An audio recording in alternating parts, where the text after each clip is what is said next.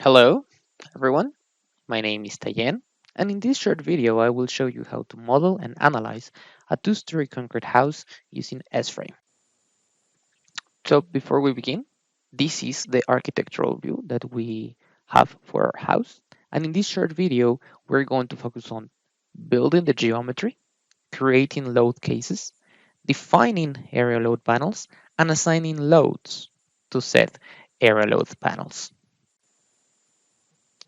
Next, we have our side view. We can see that it's a 4-bedroom house.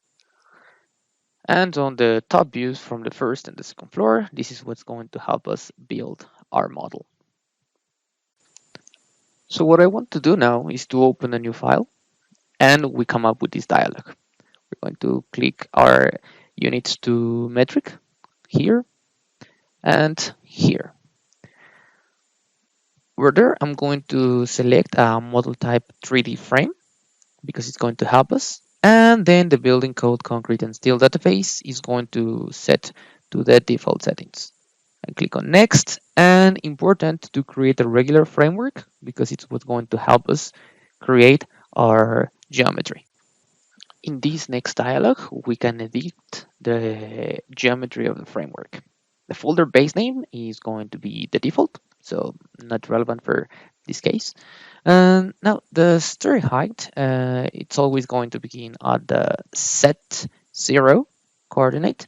The number of stories is going to be 2, and the story height is going to be 3.0 meters. Now for the x direction, we also want to begin at the 0 coordinate and also in the y direction. The number of bays in the x direction for this case is going to be 4, with a base width of 3.5 meters.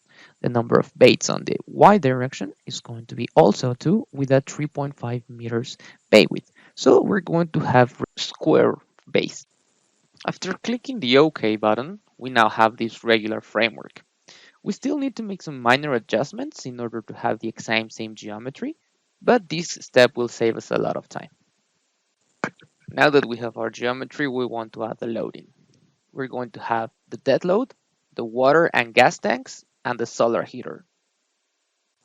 The first thing we need to do is to create our load cases.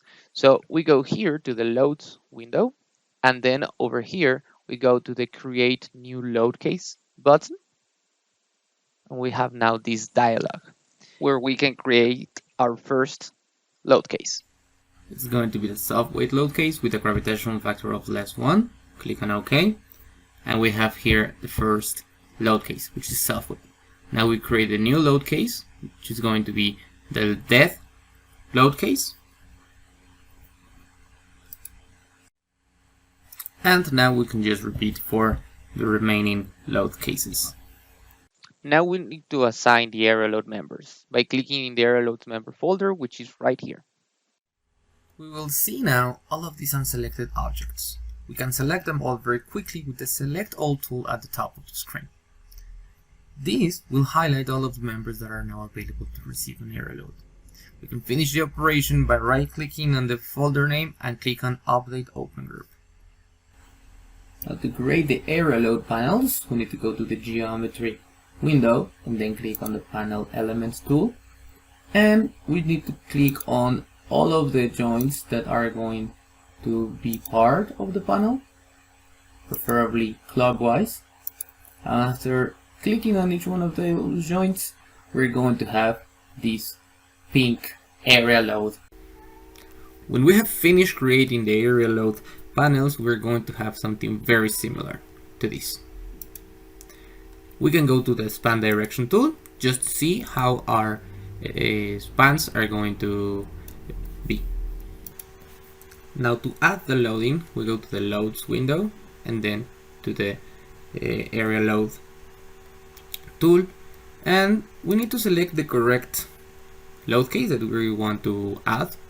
For this example, we're going to go with the water tank, then click on the right click, and we're going to add here the area load, which in this case is going to be 17,740 Newton meter. It's important that this is negative, and we're going to click on OK. And now we're going to select which of the loads panel we're going to apply this load to, and just like that we have this load created. We can repeat the process with all of the other loads.